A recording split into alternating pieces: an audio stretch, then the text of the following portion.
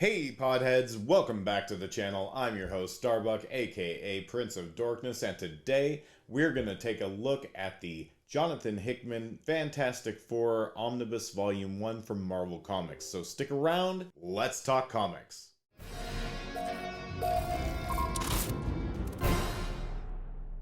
Thank you so much for joining me today, folks. Welcome back to the channel. I'm your host, Starbuck, aka Prince of Dorkness, and today we're going to take a look at the Marvel Omnibus, which is the Jonathan Hickman Fantastic Four Volume 1. And I finished reading this book in about 2 days, about 2 sittings, and there are a lot of things that I really enjoyed about it, but there's a couple of things that I want to talk to you about that maybe weren't my favorite things about the book. So I'm going to give a lot of eye-in-the-sky shots so you'll be able to see the artwork, which I thought was phenomenal throughout the book. There are several artists working on this, but overall the artwork is definitely a strong point in the book all the way through both of the series that are contained in here. What I really want to talk about with this book is going to be the story. If you follow the channel, you know that I'm probably not the biggest fan of Jonathan Hickman. I feel like his books generally get a lot of hype, and then for me, a lot of letdowns. So I haven't been really digging the whole X-Men direction since he took over and started the Krakoan Age. But, you know, it's normal to have eras that you might not enjoy as much as others. There are artists and writers both that I enjoy almost everything they do that have done a few runs that I've just not been super stoked about. This was completely new to me. I'd never read the Hickman Fantastic Four run. In fact, really the only Fantastic Four runs that I'm super familiar with is the Mark Waid run, which I do not have collected in omnibus format. That was kind of my jumping on point for the Fantastic Four.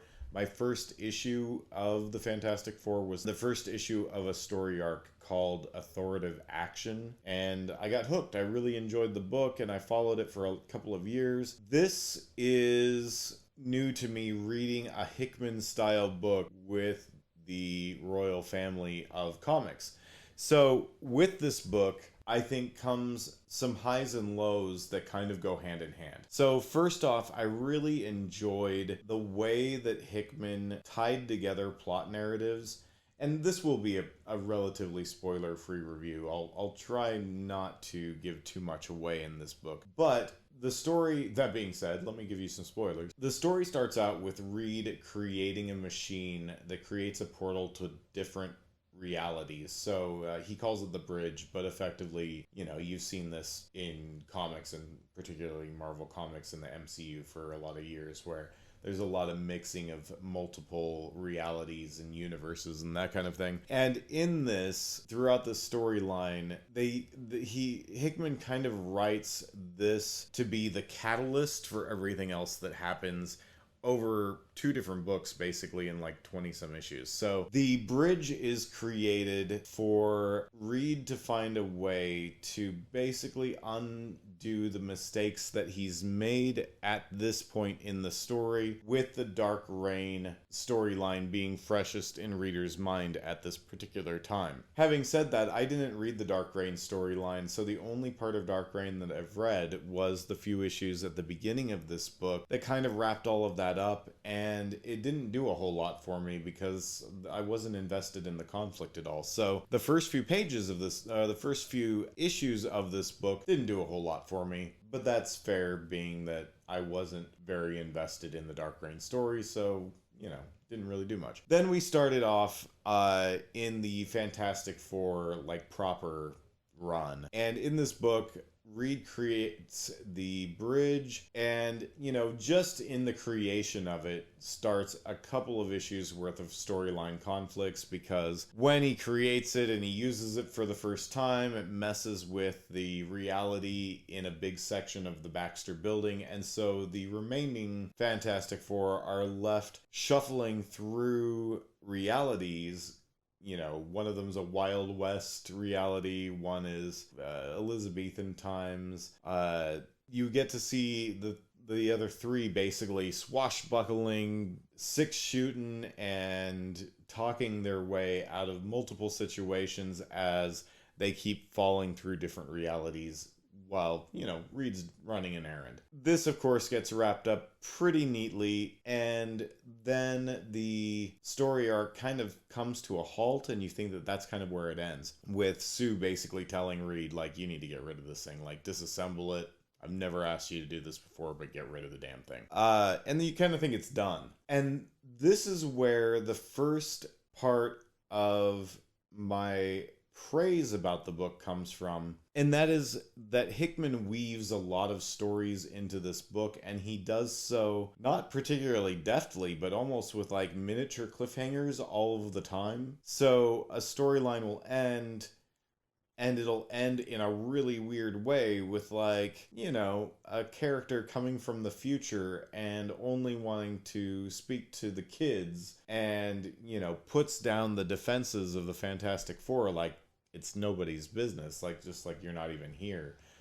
And then it just kind of ends, and you're like, okay, well, that was really interesting. What's going to happen next? And then the next issue is kind of back to something that we alluded to a few issues back. So that took some getting used to with the book, and it did take some time to recognize that what he was doing was he was setting up future issues, generally just a few issues ahead of themselves. So in that issue, when the mysterious time traveler shows up, and at the end you realize who it is, and you're like, oh, this is going to be a fun storyline, that storyline doesn't happen for a few more issues. What I found while I was reading this book is that I was really excited to get back to that storyline and find out what was going on with that, but then after a few issues into that storyline, I was then finding myself going, what happened with that other untied up loose end that they just delivered to us at the end of the last issue? And although it made the reading kind of exciting, wanting to know which part of the story he was going to unravel next, at the same time, I oftentimes found myself in the middle of a story wishing that I was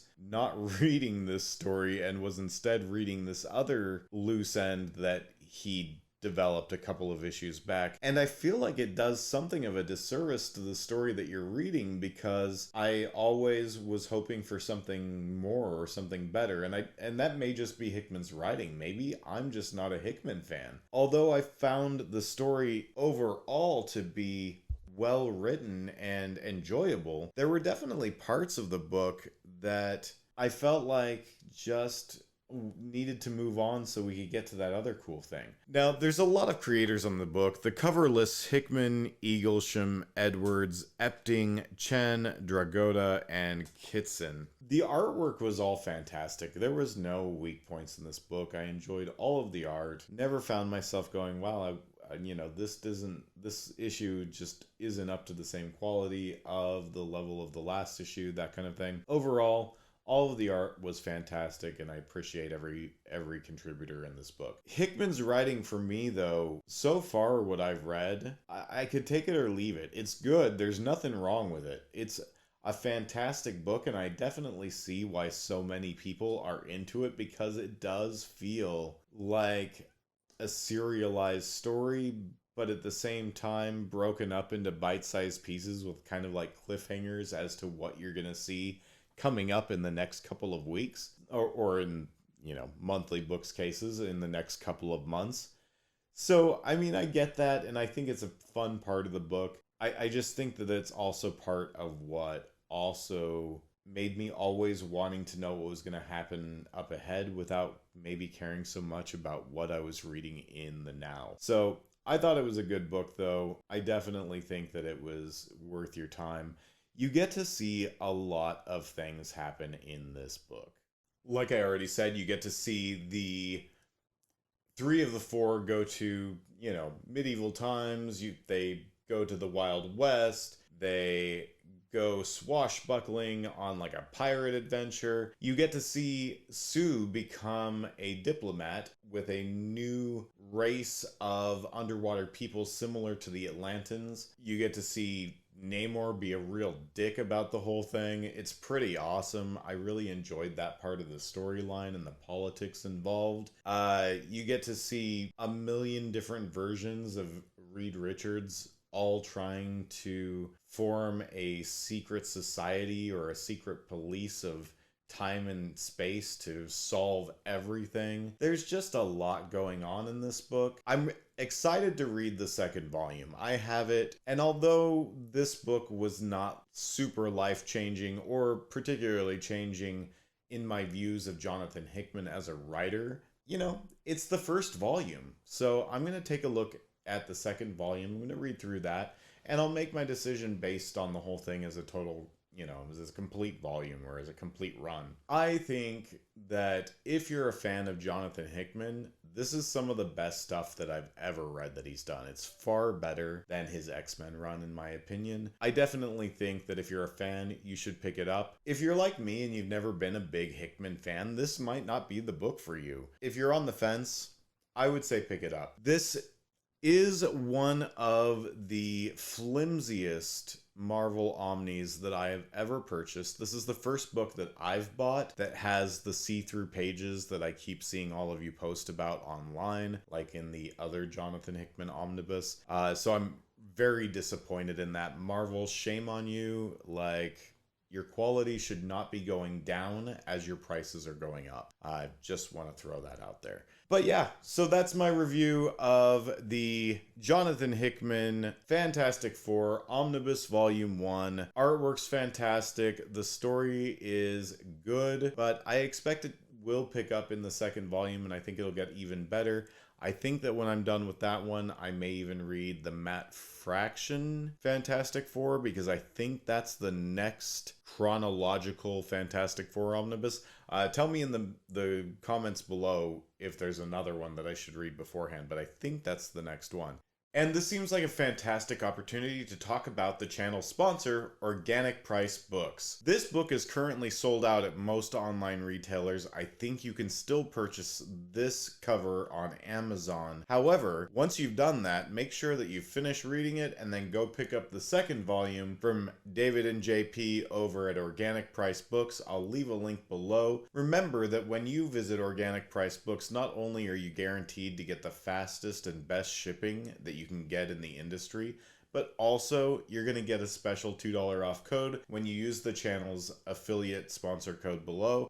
That's going to be Dorkness. That's right, DORKNESS is your special code for $2 off your purchase at Organic Price Books. So go ahead and follow the link below and check them out. Also check them out here on YouTube. They're a pretty fantastic channel to watch as well. So thank you to David and JP at Organic Price Books. You guys are my heroes, and thank you, Podheads. And that's my video, folks. Thanks so much for sticking around. I appreciate you joining me and subscribing to the little channel that could just barely. But make sure that you comment below, smash that like button, and ring the bell for notifications. All of these things help the algorithm to allow the channel to grow and expand beyond the 166 of you that are already watching. So thank you so much. Remember, when all else fails, take a nap.